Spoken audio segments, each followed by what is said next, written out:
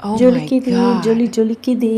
Hi friends, இப்போ நம்ம பார்த்துட்டு இருக்கிறது சூப்பரான காதி டிஷ்யூ சாரீ. பார்த்தீங்களா எப்படி ஜொலிக்குது? அதுதாங்க இதனோட மேஜிக். அதுவும் நான் லைட்டிங்ஸ்லாம் எதுவுமே நான் வந்துட்டு போடலை. ஜஸ்ட் வந்துட்டு எப்பயும் நம்ம வீட்டில் யூஸ் பண்ணுற லைட் மட்டும்தான் வந்து யூஸ் பண்ணிகிட்ருக்கேன்.